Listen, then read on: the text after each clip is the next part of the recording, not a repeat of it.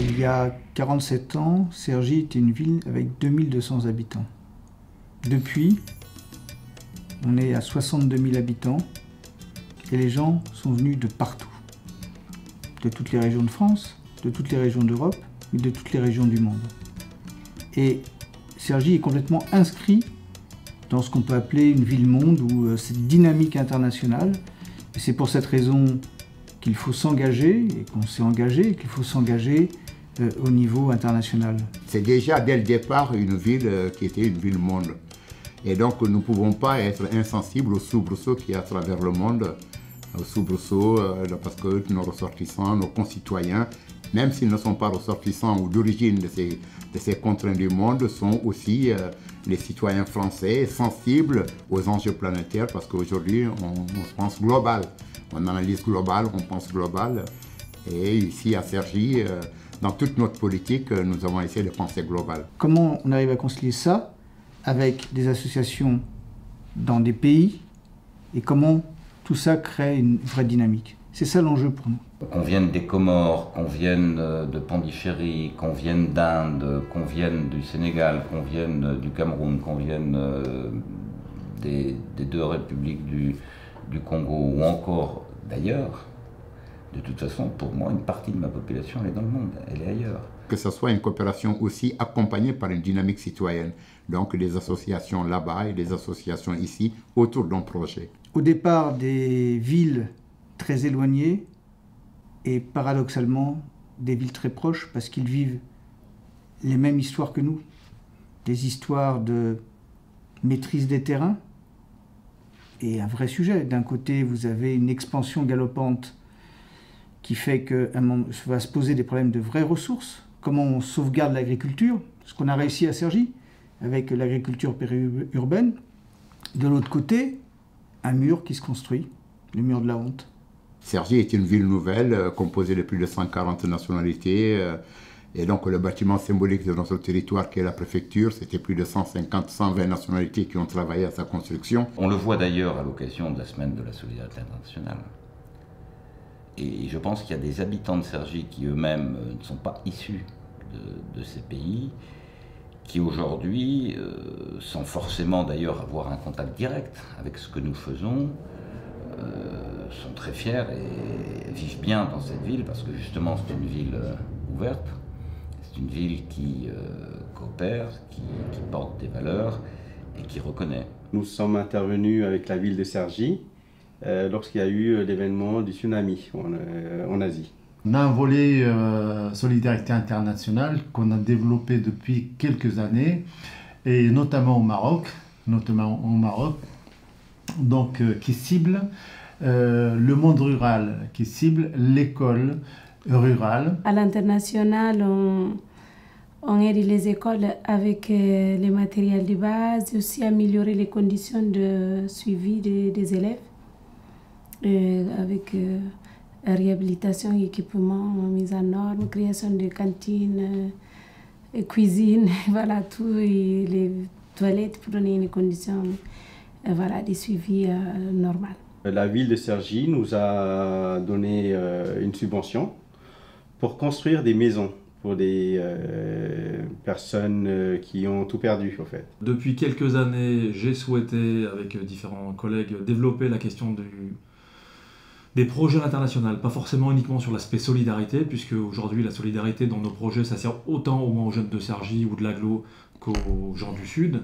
Par contre, de développer la rencontre interculturelle et aussi d'aller voir un peu ce qui se fait ailleurs, puisque un des objectifs de nos projets, c'est aussi de sortir les jeunes de leur quartier. Cet échange interculturel, parce que les jeunes qui sont accueillis par exemple au Maroc passent un bon moment avec la population locale. Le Cergy Ville-Monde, c'est aussi un travail, c'est-à-dire que pour un certain nombre de jeunes, il faut les ouvrir sur le monde. Vivre avec une société multiculturelle, avec des gens qui ont des histoires, et de partir de l'idée que ces histoires ne sont pas incompatibles.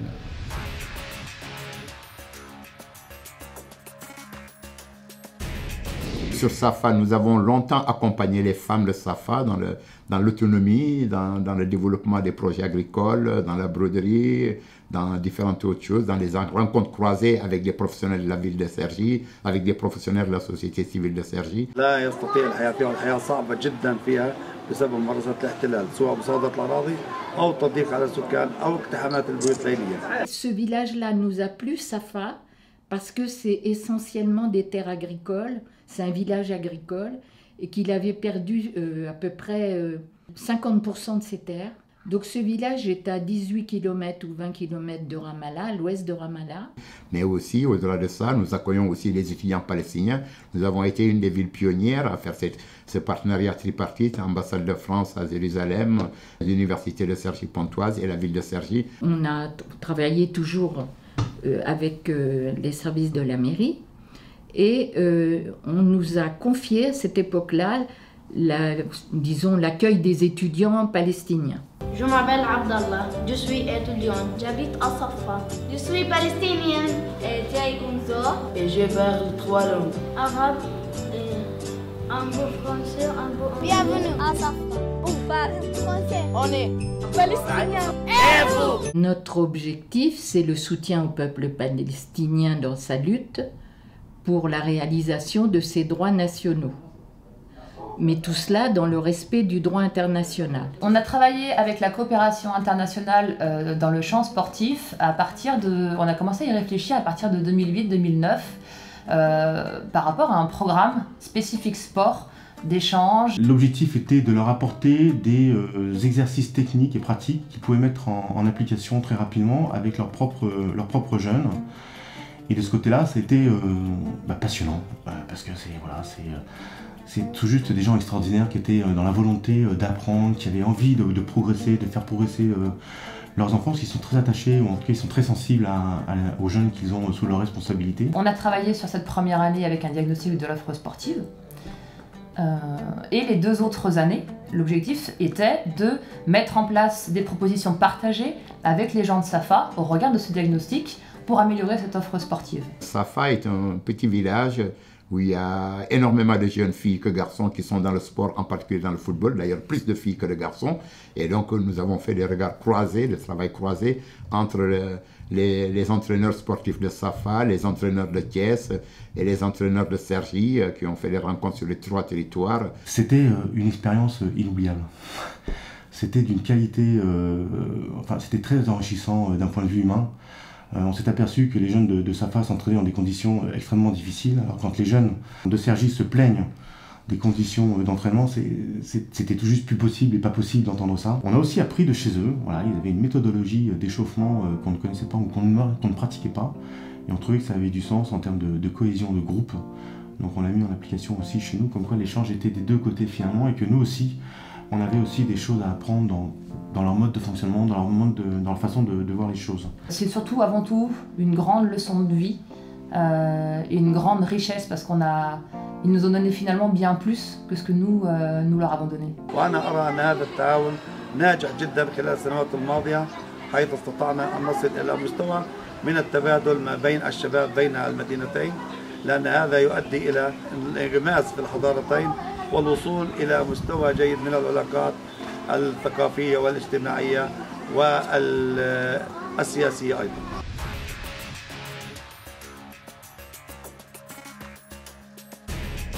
Du valeureux maire Lefebvre à l'efficace maire Chandon, Thiès a eu véritablement à engranger les bienfaits de ces échanges entre ces 2 grandes villes.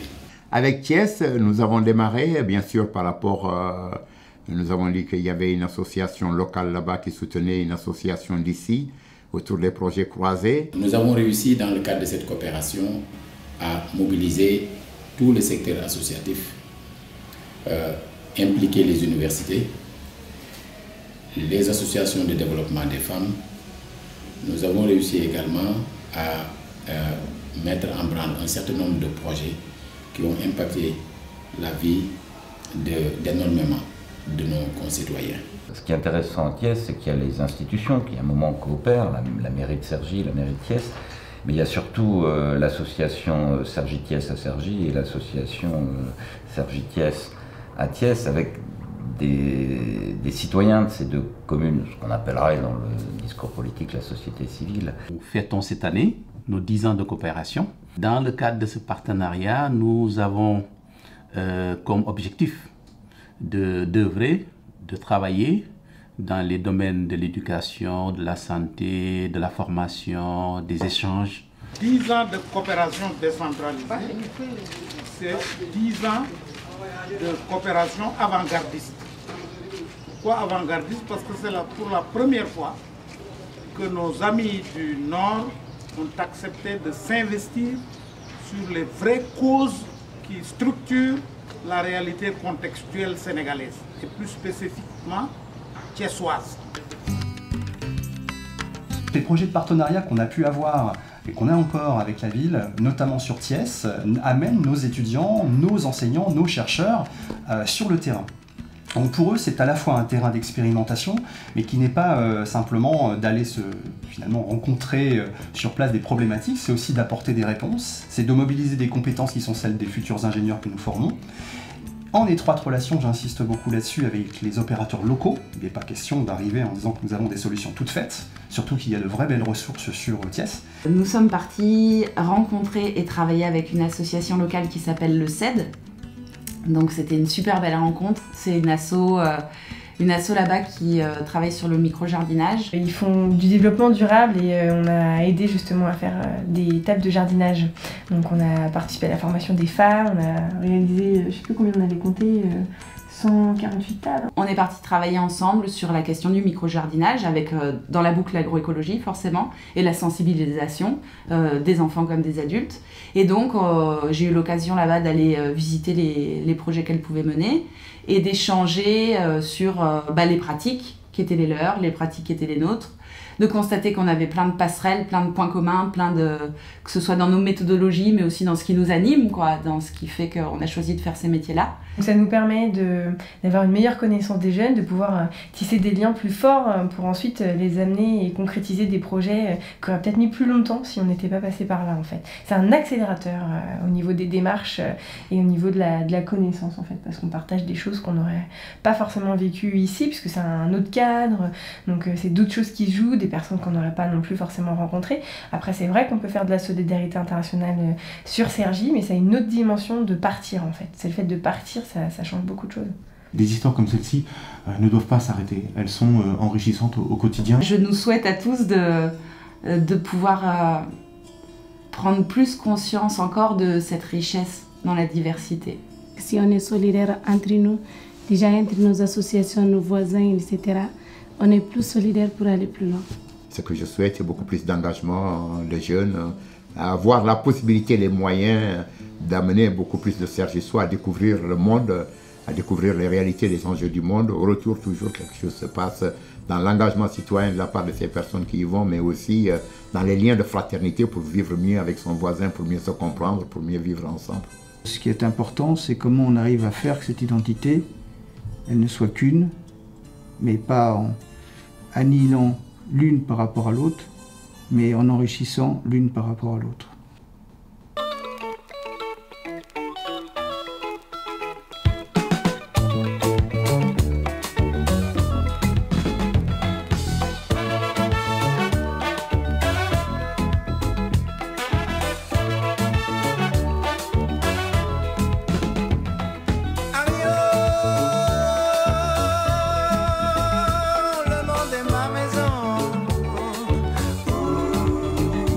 Et le ciel est mon toit.